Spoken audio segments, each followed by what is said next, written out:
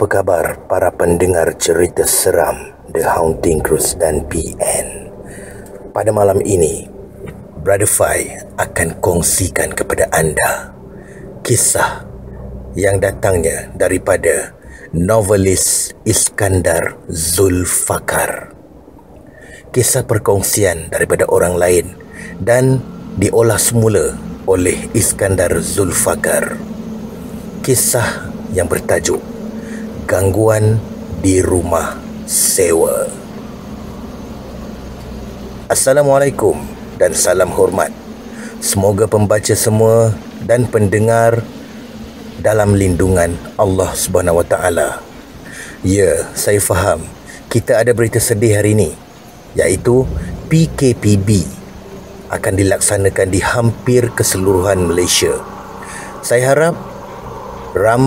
Saya faham ramai yang terpisah dengan keluarga.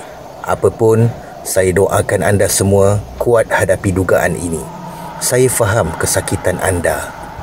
Baiklah, kali ini saya nak kongsikan dengan anda satu kisah yang saya terima daripada seorang pembaca dari Keluang, Johor yang bernama Aina. Jadi, Cik Aina ni kongsikan dengan saya tentang pengalaman yang pernah beliau lalui 3 tahun yang lalu. Pengalaman seram yang beliau lalui ini adalah berlaku di rumah sewanya sendiri. Waktu itu, beliau baru mula bekerja di Keluang. Jadi, beliau pun sewalah sebuah rumah yang dekat dengan tempat kerjanya itu. Kata Cik Aina, rumah sewanya itu terletak dalam kampung dan corak ataupun desain rumah itu memang jenis rumah lama. Disebabkan harga sewa rumah itu yang murah ditawarkan oleh tuan rumah, jadi Aina pun bersetuju untuk sewa di situ. Dia tidak fikir apa-apa yang pelik lagi pada awalnya. Tapi Aina cakap memang pada mula-mula dia masuk pun dah rasa lain macam. Namun Aina buat tak kisah je masa itulah. Dia pun membaca Yasin dan solat sebagai merasmikan rumah tersebut. Pada awal, Aina tinggal di situ, tiada apa-apa yang tidak diingini berlaku lagi. Malangnya, dalam tempoh seminggu selepas itu, Aina mula diuji dengan pelbagai jenis gangguan. Gangguan yang selalu Aina terima adalah sering terdengar seperti guli jatuh dan melantun di atas bumbung rumah. Aina perasan setiap kali senja saja mesti bunyi guli melantun itu kedengaran beberapa kali. Setiap hari macam itulah. Berbeza pula pada waktu malam. Ketika Aina sedang tidur, dia tiba-tiba dikejutkan dengan terasa seperti tidak mampu bernafas.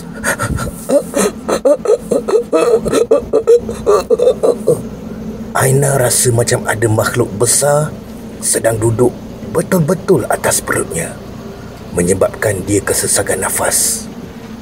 Mujurlah mulut Aina masih mampu untuk melafazkan kalimah-kalimah dari kitab suci Al-Quran.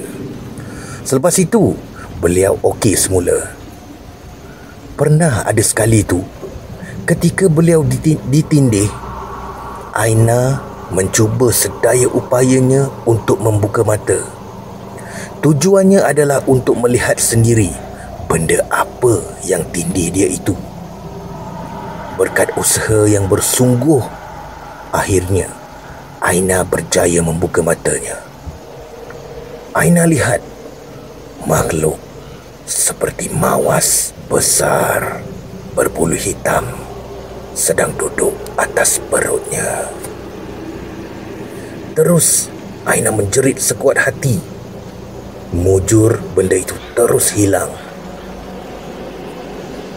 Satu lagi gangguan paling teruk yang Aina terima adalah ketika itu dia sedang melipat pakaian pada waktu malam.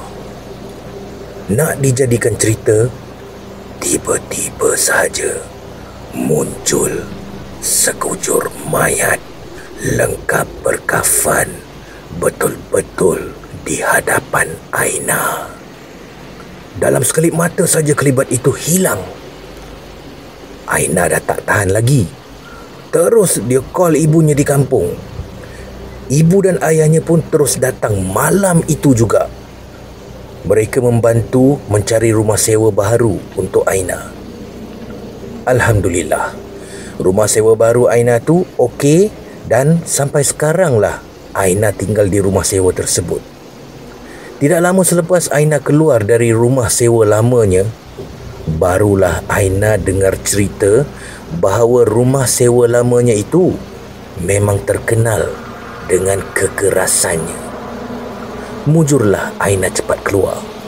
Jika tidak, mesti banyak lagi gangguan yang bakal dia terima.